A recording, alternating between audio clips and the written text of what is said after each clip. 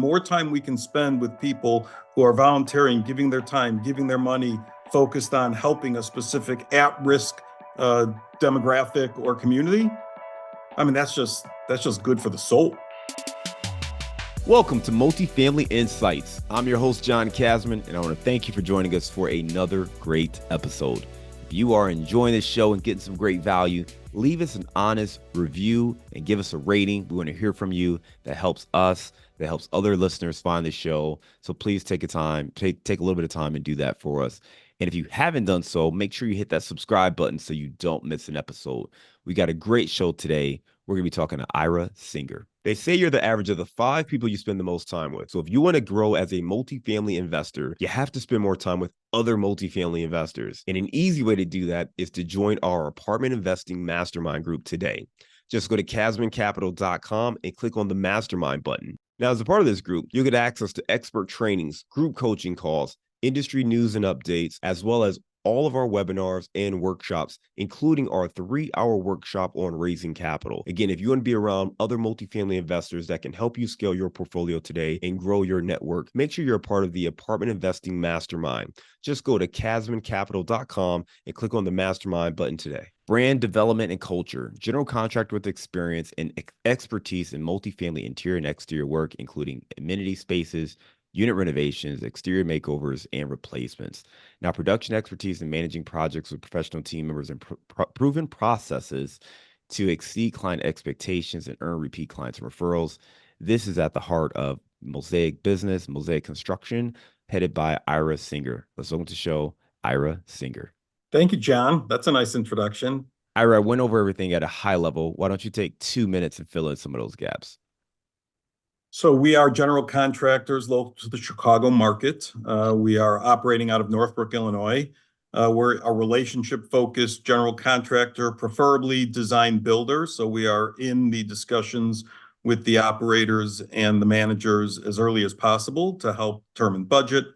We're asset agnostic. We've worked as general contractors in a variety of different asset classes, and even in the multifamily sector, from affordable and workforce housing up to Class A on Lake Michigan, that are amenity based and high rent rolls. So that's a little bit about us. So a little bit of everything, right? When it comes to the construction side, you did mention that you like to be design builders, meaning you want to be upfront in kind of that process. I know a lot of our listeners are investors and maybe they're looking to hire a general contractor once they secure the property and they've already figured out what they want to do and they just want someone to do it. But you're saying that, hey, you're really best suited when you come in upfront, right? Being a part of that design process and bringing things to the fold. Let's start there. Talk to me a little bit more about that philosophy and kind of how you look to maximize value and returns for investors. Design build is really about being an advisor in a consultative role, managing the design and engineering process based on what the plan is for the existing asset to be made over. There's a variety of different products. There are delivery methodologies as far as, if it's single space, amenity space, what's the impact on the operating asset. So having a GC partner that understands the heartbeat of the asset as it's going through a capital improvement is really key to speed to market, preliminary budgeting, helping the brand that is the asset match up to the finish level, being able to source local trades to perform, and setting the project up for success versus bid build, which is you as owner operator hires an architect. It goes out to bid to 3 GCs. Numbers come in. There are budget constraints. There are lack of clarity around finishes. Having a GC in the discussion early allows for the owner, the architect, and the contractor to really triangulate and pinpoint where you want to land and help me steward with the architect and the owner to get the project as fast to construction as possible. I like that. And it makes sense on the surface, right? Because the more involved you are up front, the better understanding you have of what the project's goals are, right? What that investor or that developer's, what they're looking to get out of the project. And you have a better sense and you can collaborate with that architect and understand what they're trying to do versus when you're brought in after the fact, when you already have those drawings, you already have kind of the business plan, and they're really just doing kind of a three bid. And now you're almost competing on price or competing on other factors as opposed to really being involved in that process. For our listeners who, maybe take that more traditional approach, go ahead, get the property, get your architectural drawings, and then go out to different contractors to get bids. Help us understand a little bit more about, how we can incorporate our contractors more upfront, but then also what are the kind of questions we should be asking upfront so that we can bring in that person to be more of a partner as opposed to just a vendor that we're hiring to execute. Well, the value of an experienced general contractor is that as coming in early when you know what your program is. You've identified an asset, you have a history of taking an existing asset and branding it to, another building within the portfolio. And so you know to a certain extent what the finishes are going to be. You've run your pro forma, you know where you have to land for your CapEx spend. You have an idea as to when the rent rolls are existing and what, if you're doing units, what is going to come off first, and then what the program is to get the building fully made over. Or it could be, full exterior improvement. It could be amenity space improvement. There's so many different things that you as investor, owner, operator are looking at. You just need to have someone help decipher what is the best way to tackle it. What are some preliminary budgets? With experienced operators, the assumption is that that these numbers can work, but market conditions, economic condition, money costs, those are all things that factor in. So in my opinion, the sooner you can bring expertise from the construction side, the better. We as generals are bidding the project along multiple trades. We're going to have two or three plumbers bid it, two or three, let's just say it's a unit reno. So you got flooring and drywall and painting and cabinets and doors and plumbing and electric and maybe some HVAC. We're going to go out with that set of plans and bid competitively to the trades. Our fees are stipulated sum for managing the project. We're transparent with all of the trade and vendor costs. So you're buying it at our leverage point, which allows for trust building because our fees are within a separate category for overhead, profit, project management, general conditions.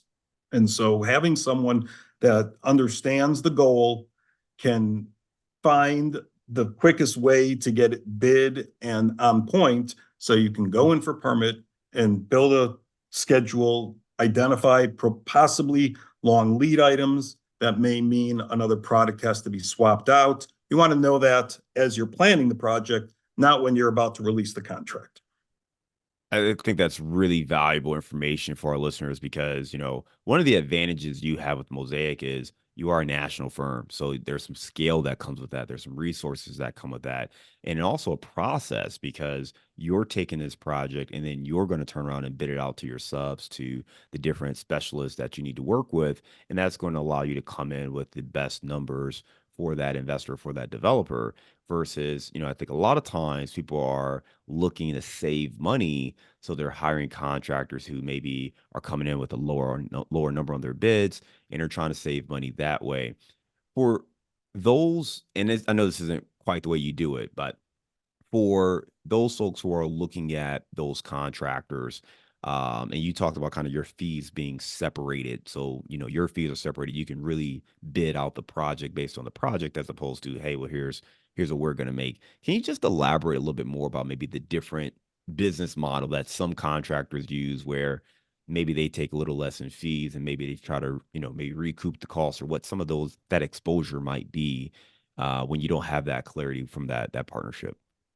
So a lot of times contractors will bid, get awarded, and then they will, after award, buy down the trades that they're working with to maximize some additional dollars. Or they may have fees inside of the category that is shown for what the plumbing or electric is going to cost. We have no interest in making the project go longer or cost more than what the budget is, let's say set at. By separating out our fees for project management, when we are looking at a project early on and we know it's going to be X units a month or an exterior makeover or amenity space, we have an idea as to how long that's going to take. So the employees at Mosaic, our team members, they are the project management production coordinators that get the project to continue to go every day. We know what we bill out those rates at, and then we can separate out our fees so the client is comfortable that they're hiring us for the process administration, for the management of the project, for the sourcing of all procurement of materials, for handling inspections, for punch list, for coordination of the project. And that is a true talent because we see ourselves as kind of the producer director of the project, and all of the trades and vendors are the stars of the project. They are the ones that make it beautiful. We're the ones kind of behind the scenes that are operating to make sure that we are tracking schedule, that we are delivering as promised. We don't want to have change orders if we can avoid them, because although it is scope that is either hidden and discovers through the project, or it's additional scope the client asks to have included in the project, at the end of the day, we want to be as close to the bullseye on the bid for the amount of work that we're targeting, and go from, demo to cleaning on the time frame in the schedule that we have laid out. I like that analogy you use, right? Being the producer slash director of the project and letting the trades and the vendors really be the stars. They're the ones that are, doing the plumbing, the electrical, the flooring. They're doing all the finishes, right, to make this place look amazing. You really want to be the orchestrator and making sure that things are moving swimmingly and everything is moving the right way. And that's a great way to think about that partnership too, is you want to be able to, as an investor, you want to be able to talk to somebody who understands the entire vision of how this project is coming to life, but then they also have some influence and they have relationships where they can get the maximum value out of those partnerships to make everything work well. Let's talk about some best practices, right? Because unfortunately, so many investors have to learn by trial and error and maybe make a mistake, and that's the way they learn. But you've given us a couple of great nuggets already. First of all, bringing that general contractor in as early as possible is one great key. Also, making sure you understand kind of the bid itself so that you understand how that contractor is bidding it. Give us some more best practices from your experience. Well, I mean, certainly the idea that you have expertise at the general contractor level with, deep relationships, or the ability to find the trades to bid the project. And then, to your point, vetting those bids accordingly, so we know that all the scope is included. Certainly the ability to have transparent communication, timely communication. You will see typically in our projects either a daily, depending on the type of project, or weekly owner, if the architect is still involved throughout the project, or if we're the design builder, weekly check-in calls about, what's happening right now, what are some open items that we still have to get over the finish line. And so the opportunity to communicate regularly, there is no better practice than transparent, timely, candid communication from the general contractor to the client, to make sure that we are aligned and the expectations are, I mean, that has to be a best practice. If it is the story of, I never heard from my GC, we failed inspections, we got change ordered to death, there are all kinds of war stories about how not to do things the right way. We focus on the Mosaic actions, which is anticipating needs, contributing to a positive environment, doing it the right way, closing the loop. There is just no better practice as a project management executive to getting the open items closed, to continue to moving the project forward. We're focused on building relationships and communicating with our clients on a timely basis. So, I mean, these are some of the best practices, regardless of asset class, that allow us to succeed. No, I love that. You talked about, really anticipating those needs, communicating, closing the loops, all of these things are so key. And quite frankly, this is where a lot of these things fall down, right? It's usually a little minor miscommunication. You thought the painters were going to be done on Tuesday. They're not. Now you got to reschedule everything and you got to push certain things out. And I know that's a frustration for so many investors. So I appreciate you sharing some of that information.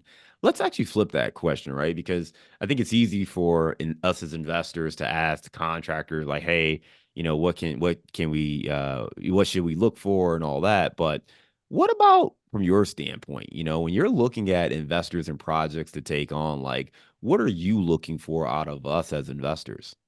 It's a very, very good question. The majority of our success over our 30 plus years has come in the relationships that we have cultivated and developed.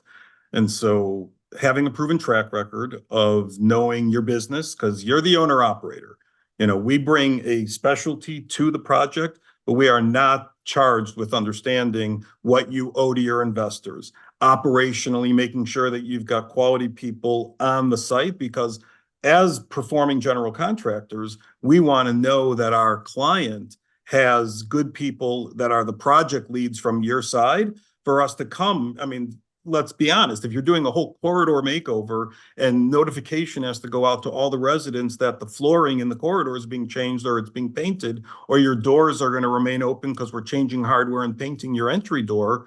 If that's not communicated, then we knock on the door and we show up and they have no idea. We need to have great partners on the management side to understand the heartbeat of the project. We have to have great partners on the financial side. So the same person, the owner operator, when we hand in our pay submission, that the project is funded. In today's crazy world, having to ask for proof of funds from our clients is a practice we have stepped into more so because of having experience where clients are slow paying or delayed paying. That like puts the tool belts down on the trades. If we can't get paid every month and we can't then fund all of our trades that have billed Mosaic for their work, that's a problem. So those are some of the things that we have expectation on when we're vetting, if you will, a prospective client. It's a relationship. It's not adversarial. It's not you're the boss. I mean, we're the hired GC, but it's collaborative and it's partner focused versus overlording on the GC and making us do it your will. We want to bring best practices so we can work the project together. And at the end of the day, we want to be hired again. I love it, man. You gave three things, right? You said one, the experience. You're looking at the experience of that group, that investor, that operator, just because you want to make sure that they know what they're doing. It's going to make your life a little bit easier if this individual or this group, they've got the experience and a track record of delivering that. The second thing you talked about was really communication, working with the property management company, make sure we're communicating with residents, what's going on, when things need to happen, when notices need to go out. That communication is key. I know that's come up a couple times, but that communication is really, really important if you want to be efficient and effective. And the third is obviously the payment, right? Making sure that cash flow is there, that those payments are taking place, because that's where projects stall. That's where things go over budget. That's where things can fall off. And I know for smaller projects, it can be even more, troublesome, because you may have to take a crew and move them to a whole different job. And now you've got to wait for that job to finish, and it's a scheduling issue, and it can just really derail things. So, making sure you understand kind of the timely payments is key for any investor as well. Are there other red flags, or any, whether it be from the operator or the kind of project, that would make you hesitate or step away and say, hey, we're not going to do this one? I think when we are competitively bidding and we want to know when we say yes to the opportunity, who we're bidding against. And if they are bidding us against a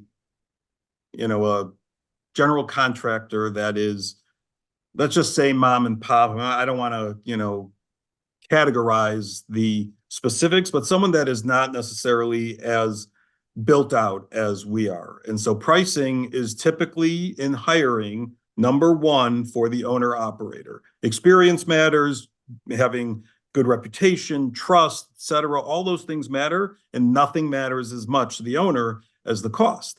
And so when they slot that in, are we really being compared based off a set of plans? Is the narrative bid or the schedule of values bid breakdown that's being submitted to the owner operator consistent amongst the GCs that are being bid? Those are really, key things that help us determine if we are going to step into a competitive bid situation. I think that's important, right? Because it helps to understand what the expectations are for that investor and that operator. I remember one of the first projects we did. I was talking to somebody yesterday about this. We got a quote for our project, and it was so much higher than I was anticipating. So we ended up not going with that quote and we used another guy. Well, guess what? That original guy's quote was pretty much spot on. And the guy who came in and gave me the lower bid, he ended up having to do a bunch of change orders. He was moving slow. Like he just wasn't positioned to do the work the way we needed to get it done. Whereas that original bid, he looked at it the right way. You know, they had the experience, they had the track record, they kind of knew how they were going to manage the project. And I would have been way better off hiring that original GC because they had a better grasp of what the project actually took. But the guy I went with, he told me what I wanted to hear. So I tell investors all the time, hire the best contractor you can get and then work with them on ways to save costs as opposed to going with the lowest bid you can get and praying that they're actually able to stay within it. Most of the time, the more experienced contractor, if you tell them, hey, I need to be able to knock something off, as long as you're willing to make some changes in your bid and say, okay, well, maybe we can use this kind of finish here, or maybe we can save money on the flooring there, they can help you with that. So I'd rather have the right people if ask them how to save money than use those bids to select someone who's maybe a little bit more inferior as opposed to the better contractor. What are your thoughts on that? It's perfect. A couple things come to mind. We use the letter of intent as a way to contract with an owner operator on a limited engagement, but to help them through the bid process. And if Mosaic, through the various bidding of the project, is awarded, then the letter of intent, which could be, $5,000 to $10,000, depending on what the lift is, to help us be a hired general contractor to vet the project, to source the project, to bid the project, we will credit that back upon contract award. So that's something that we have used successfully. The other thing in competitive bidding is we bid, we're not low, but the owner operator chooses a horse, like you said, chooses a firm that allows them to say, you're the choice, but we've got some figuring out to do, but we trust you, we like you, we want to work with you. And then we go through and value engineer some of the current, I would just say meat on the bone, scope of work that can be changed, product swap outs that can lessen the cost. Because in multifamily, if there's $90 more per light fixture and you've got 4 of them in a unit and you've got 100 units, that's a big number. If you can find a less expensive LED fixture that can do the same thing, it just isn't as pretty, but it's a light fixture and it's more function over form. And we can be a value partner in helping drive that. I love that. And I think it's so important for people because, when I go back and I think about all the investors I've talked to, again, there's nothing better than having the right people on your team, whether it's the right property management company, the right contractor, the right attorney. You want to have the right people because they can help you navigate situations, the unforeseen challenges. Those people are what will make you as an operator. So really important to have the right folks on your team. Let's talk a little bit more about what that means for Mosaic, right? We've got the construction, which we've been talking about this whole time, but you have other things that you do. You've got a nonprofit arm, you have more of a civic engagement approach to the business and to what you do. Why is this important to Mosaic? So the Mosaic brand is really, if you look at a picture that is a mosaic, it's a bunch of small either colors or pixels that when you come together makes a pretty landscape. And through the diversity of Mosaic and the types of projects we take on, the various nonprofits that we support, the brand management that we do, we feel like all of that really amplifies the overall Mosaic brand, specific to the role of Mosaic in our local and the national community. We are focused on helping. We are extreme givers of time and resource to over 30 different nonprofits. We're active in promoting our brands within sponsorship opportunities at signature events.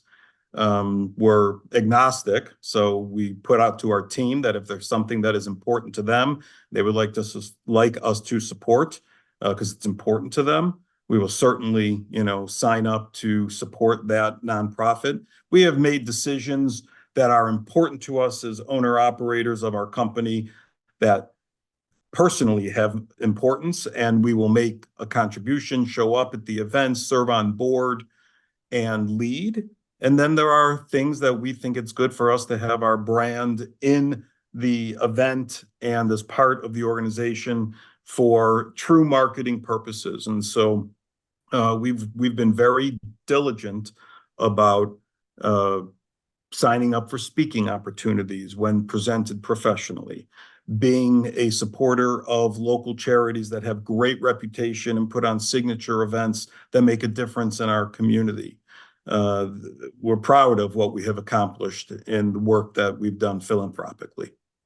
I love that. I think that's something that is so important because when you can give back to the community and engage, it kind of works in a couple of different areas to help you. One, I think it serves your mission, right? I mean, whatever you believe in, there's a quote that I read a long time ago and it said, values aren't values until they cost you money, or cost you something.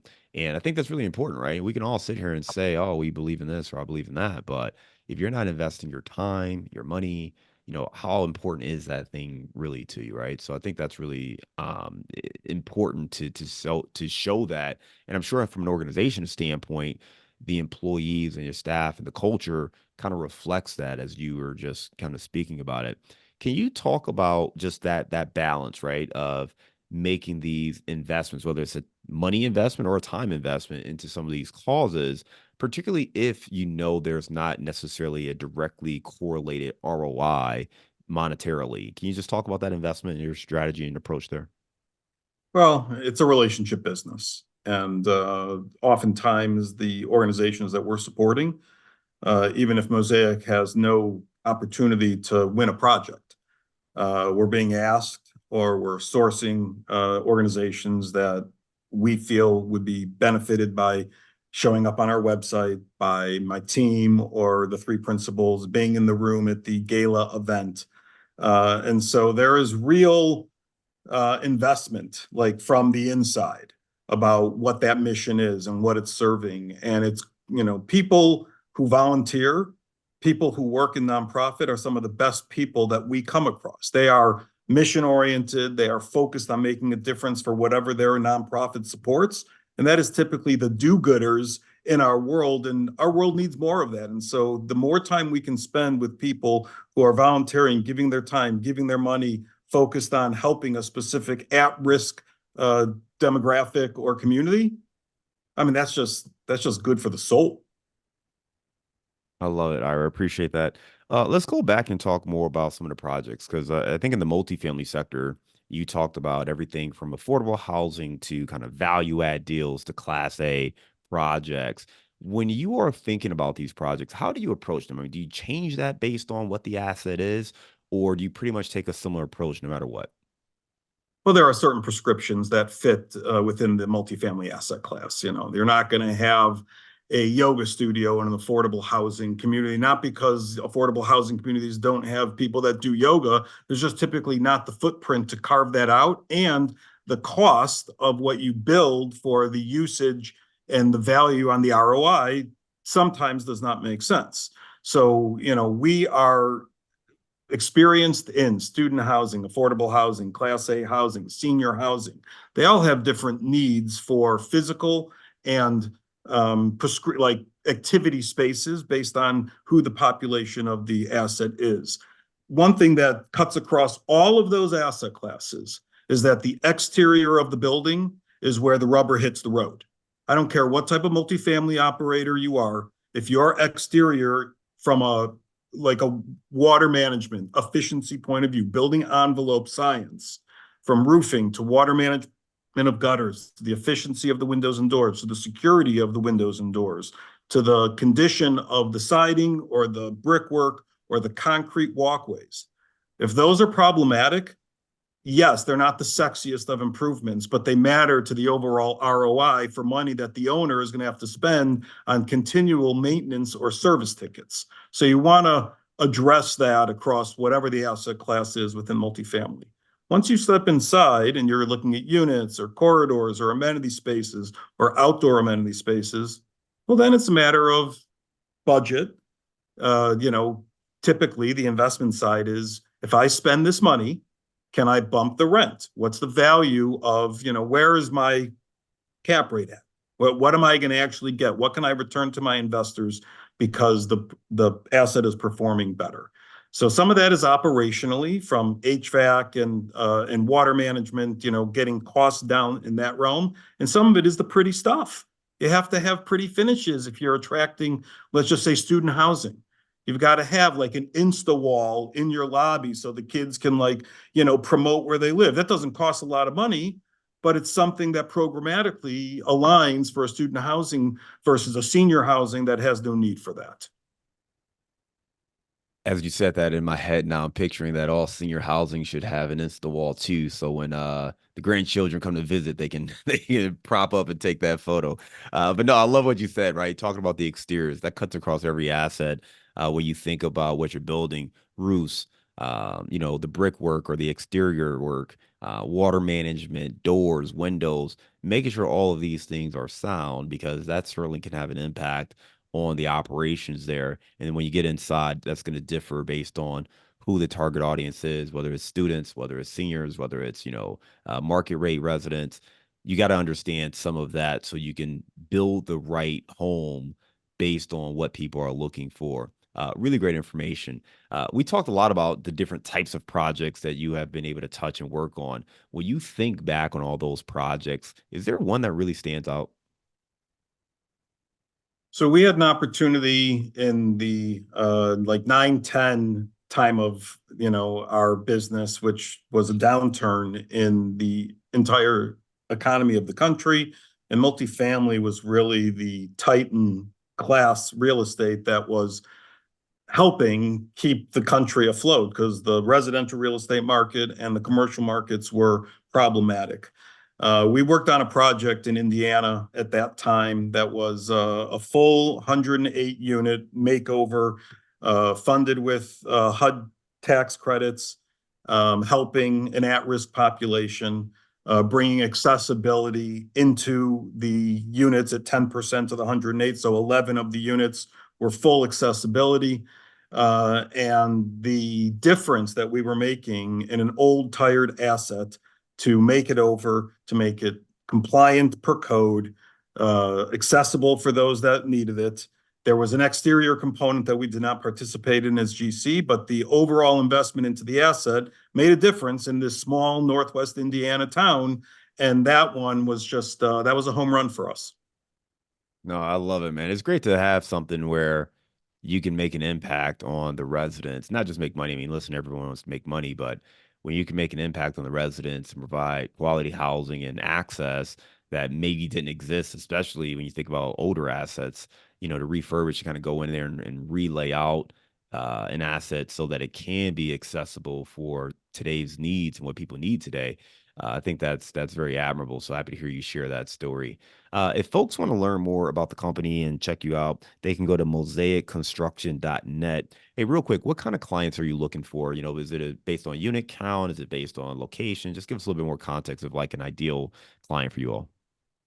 So I would say the Midwest, because we're Chicago based, is probably the easiest geographic find, to put us in Illinois, Wisconsin, Indiana, Michigan. We've done a lot of work in those states.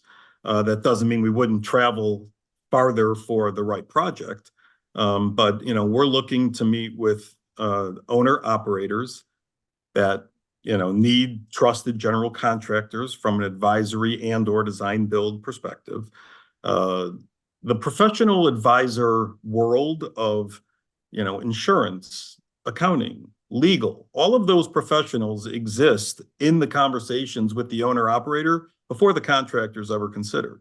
And so professionals that focus their practices on real estate and multifamily specifically are really great introduction sources for us. Clearly, property managers that are hired by owner operators that are charged with project execution, at least bringing the GC possibly to the fore so the project can get bid and ultimately constructed. Property management firms are really good contacts for us as well. I love it. Well, listen, make sure we put that link in our show notes, mosaicconstruction.net. Right now, we're going to transition to our round of insights. All right, Ira, give me a failure or an apparent failure that set you up for later success. So when I first started my first company, I had a partner that I thought was the be all get all. And 12 years into business, it was obvious that it was dysfunctional. And I craved a lot of business practices that we were not able to really execute on. And it taught me, it was it was a successful company with behind the scenes failures based on marketing, financial projections, sales. And my current partners and I are, you would say, over the top with how we invest in ourselves, how we communicate, how we report to each other, the systems that we have in place. It's a much more professional situation that the pain of that first business to what I have in my current business today in success, that the failure of the first business is contributory to what we're successfully doing today. Give me a digital or mobile resource you recommend for your business. So we have two key softwares within Mosaic that help us in our mobile app specific. One is Procore. That's probably the most important one. It is project management software. It allows us to run all aspects of a project with our field-based team, with our in-house team that's in the office. And then the other one is Insightly. This is a CRM software that allows us to do all of our biz dev work and our outreach work and capture the information so we can be strategic about our business. Give me the book you've recommended or gifted the most in the last year. So I am a reader of a bunch of different genres. In the world of business, one that stands out is a book that's called The Goal. It is by Eliyahu Goldratt. It is specific about addressing the constraints or the bottlenecks in your business. It's really industry agnostic. The story is about manufacturing, but it's applicable to Mosaic and what our goal is and what we have to do to eliminate what gets in the way of us accomplishing our goal. What's a daily habit that helps you stay focused on your goals? So I'm an early morning riser. Contracting work starts early, and I am exercising every day, and I'm a pretty narrow food lane with what I, put into my body. I'm 57. I'm not the most fit, but I'm healthy, and that sets me up for a good mental day, taking care of myself physically. Give me your number one insight for hiring the right contractor. For hiring the right contractor, meaning as a general, or for Mosaic hiring the right contractor? More for investors, so for us to hire the right general contractor. Early conversations, early eyes on the asset, preliminary budgeting to see if what you're dreaming of is tangible and realistic. That's probably the best advice I can give, is to bring your general contractor in early. All right, let's lighten the mood. All right, you're out there in Northbrook, a suburb of Chicago. Give me your favorite place to grab a bite to eat. So, being a narrow food guy, I am pretty strict on what I do in the outside restaurant world, but let's be honest, Chicago is a world-class city for restauranting. And so there are a few of my team members that I would certainly say are foodie and gourmands. So one that comes to mind, my partner loves to go to a place called Bavette's. They're in Chicago and in Vegas. They're a steakhouse. And then we did a project for a restaurant group called the Smith and the Loyalists. They have been voted best burger in Chicago. So those are a few, if you're coming to Chicago, you want to check out. All right, those are two new ones for me, so I'll have to check those out next time I'm in the city. Ira, you give some great information. I love hearing you talk about kind of your approach with Mosaic Construction, how you work with investors, owner operators, working across different asset classes, and really just wanting to understand, like, what is that bidding process, getting involved up front so that you can understand, you can collaborate and be a partner throughout that process, but also looking out for red flags, both on the contractor side as well as on that owner operator side, to make sure that it is going to be a collaborative partnership that is successful, as opposed to a situation where, one side is kind of left hanging to dry and trying to figure this thing out for themselves. You talked about the philanthropic side of things and just how you see that as a great opportunity to give back, but also it's building relationships. And ultimately, if you're focused on building relationships and doing good, the results kind of take care of themselves. So I love hearing you talk about that. Again, if folks want to learn more and check out what you're doing with Mosaic Construction, they can go to mosaicconstruction.net. So .net, not .com, .net. Again, we will link to that in our show notes. Ira, thank you again for being a great guest and coming on Multifamily Insights. We look forward to staying in touch with you, and I hope you have a great day.